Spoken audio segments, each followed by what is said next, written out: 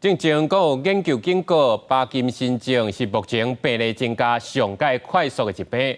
按算到2004年，全世界大约有1200万人会去患着帕金森症。即马上新的研究阁发现，会去治疗帕金森症，可能是和14种的农药有牵连。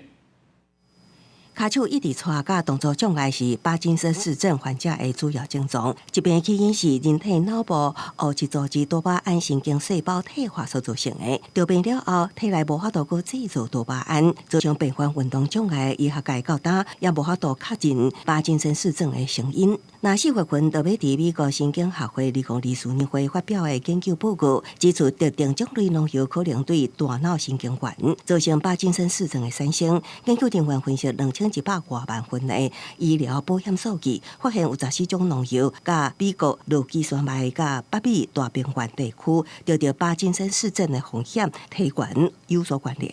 其中有草莓症、灵丹甲草脱症等3种农药的致病关联性上界强烈。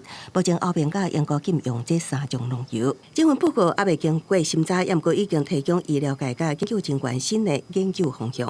2018年国际研究就指出，帕金森氏症是目前病患增加上紧的疾病之一。瑞士洛桑联邦理工学院针对帕金森氏患者出现幻觉的病症，研发出检测工具，试验将2支机器手骨放伫帕金森氏患者的头前甲后壁的机器手骨营造存在幻觉，也就是身躯后壁亲像有人的效果。受试者透过虚拟实景眼达看荧幕的图片，回答看到几个人，照出会当检测受试者敢是有认知失体风险。They overestimate the number of people that they see on a picture which is flashed on their screen. 这项研究检测170名帕金森氏患者，有69人出现幻觉的症状。研究也发现，有存在幻觉的病患，佮较会将图片内底的因素算较侪。As there are no therapies for cognitive decline in dementia at the moment, you have to start the therapy very early. 研究这个团队也佮开发